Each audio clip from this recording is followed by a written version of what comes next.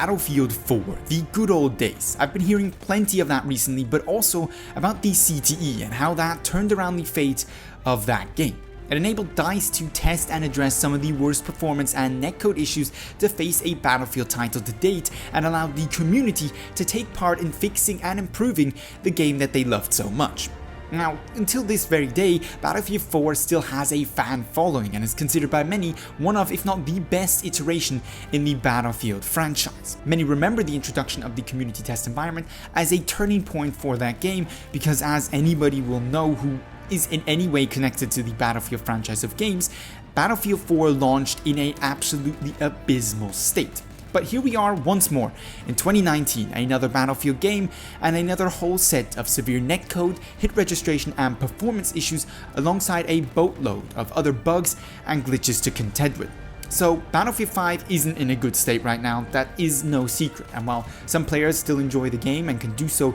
despite the bugs, many people are simply done with Battlefield 5 at this state and done with DICE under-delivering on the promises they make. So is it time for the developer then to bring back the CTE, and why haven't they done so already? That's the topic of today's video, where I want to talk about what a CTE implementation would look like in terms of features for Battlefield 5, how said CTE would work, what type of content will we be testing on there, and how it would work with the developer schedules, and lastly the pro and con arguments around implementing such a sweeping change. So firstly, how would this all work? As far as we understand the current development process for patches in Battlefield 5, a dev team puts together the patch, comes up with all the changes they want to do, implements them, and then sends off the patch to the QA team, the quality assurance team, which tests said patch. Once it gets the green light, it goes through some finishing touches and then goes through the certification process for the Xbox and PlayStation before being released to the public. What that means in practice is DICE finishes the patch, they do some testing,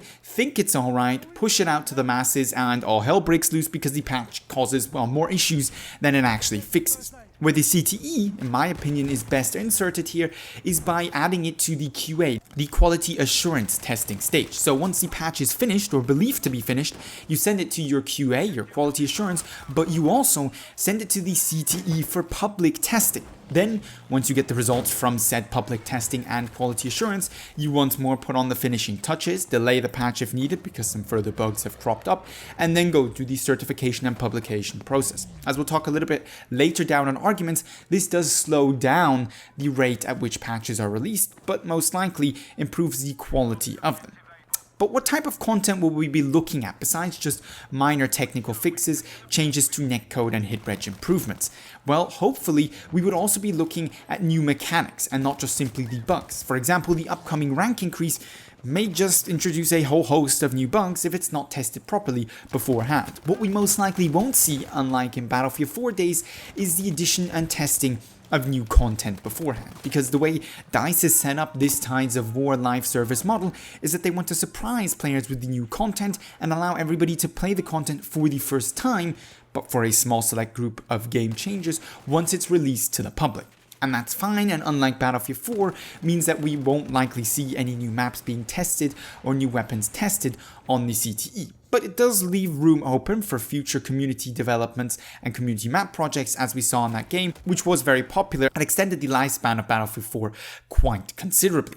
But with how it works out the way, how would you implement it in terms of features and looks, integration in the UI, etc. for Battlefield 5? Now, in my opinion, the best way of doing this would be to, at set times, pre-announced of course, have the CTE servers go live for testing for an upcoming patch for the game. Likely due to technical reasons, once more you would have to have a separate client as you did in the Battlefield 4 days, but because we now have a much, well, better UI system in Battlefield 5 in terms of interconnectivity between different games, not really for anything else that is, we can absolutely integrate this into the Battlefield 5 launcher and introduce little warnings and messages to those who want to test. By limiting the amount of time to a specific date and specific time zone, the amount of testing that goes on is more focused, more concentrated, and more likely you have plenty of players actually doing the testing, and if the devs want to monitor that testing, they can do so as well. Also, players should be instructed in this CTE environment on what the devs are looking for, what the devs are testing, what this patch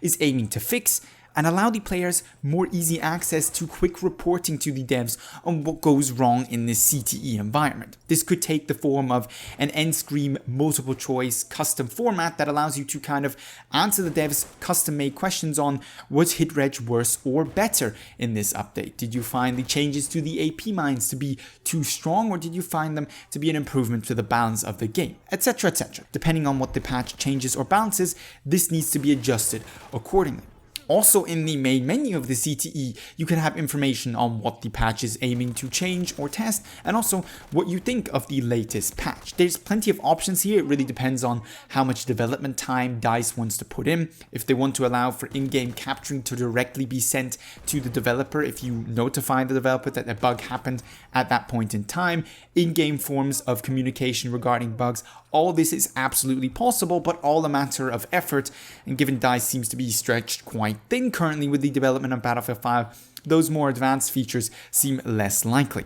But of course, there's little doubt, at least in the community's mind, that the CTE is a great thing, and that through various feature implementations, be that my own suggestions or others, there's a way to make the CTE profitable for the game. Profitable in the sense that it improves the game, not necessarily that it drives revenue for DICE. Speaking then of those arguments for and against the introduction of a CTE for Battlefield 5, of course, chiefly amongst the pro arguments is that it shows action on DICE's part regarding the current crisis that Battlefield 5 finds itself in. It gives the players a tangible improvement, tangible change in the way the DICE team is developing Battlefield 5 to point to when asking whether DICE is actually doing anything to change the current lack of quality in their patches and game as whole. The second, of course, is the hoped for improved quality and success rate of patches. In other words, a decrease in the amount of repeated tackling of bugs that currently goes on, where a patch aims to fix a bug but fails to do so, and a reduction in the introduction of new bugs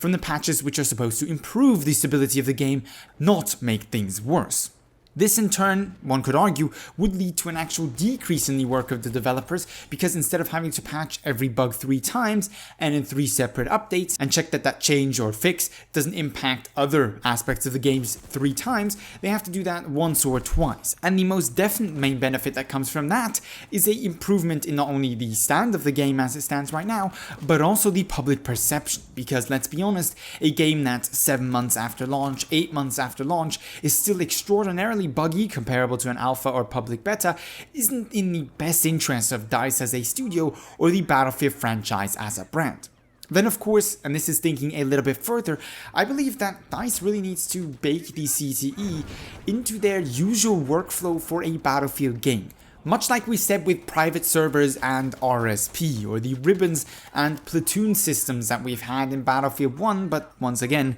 don't have properly implemented in Battlefield 5. A lot of these things should be standardized, made to work for future Battlefield titles, that they can simply be carried over and don't have to be redesigned from scratch as it stands right now. This is a general point regarding DICE's development only ever making features for a single game and making it impossible to take over a lot of what is learned and what has been improved to future games, and this is an issue that mars the entire Battlefield franchise, but it applies all the more to aspects of the game such as RSP or the CTE, because really there's no excuse for why, and if properly implemented in a true workflow that is focused on delivering essentially patches via the CTE testing,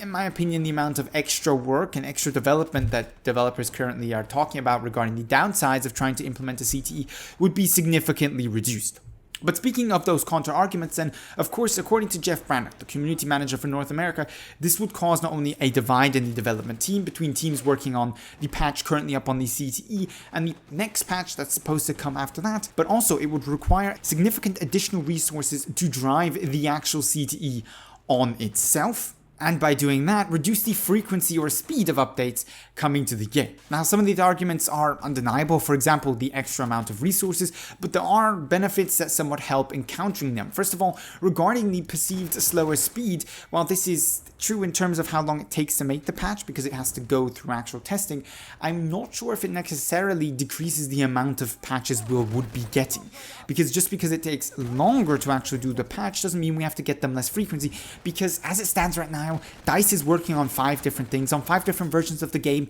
anyway, when it comes to content that isn't going to see the light of day for another 5 or 6 months, or patches for patches that were already patched. It's all really a mess, and a clear structure would alleviate most of the problems we have there. But yes, it would take additional resources. The question there being is, aren't those resources better spent on making sure the fixes actually work when they're implemented into the game than having to refix issues that were already previously fixed? But that pretty much wraps it up for the CTE discussion around Battlefield 5. While I find it extremely unlikely that we will see a CTE for Battlefield 5 just because the development team for Battlefield 5 seems unbelievably stretched as it stands now and not very receptive to radical changes in the ways they are developing, patching, updating and managing Battlefield 5, it would of course be a dream come true. Let me know down below in the comments what you think of the current state of a lacking CTE in Battlefield 5, and if you really do think it would actually help things, or if maybe the CTE isn't even enough to save Battlefield 5 and we're all doomed and this is the last Battlefield game any of you are going to buy.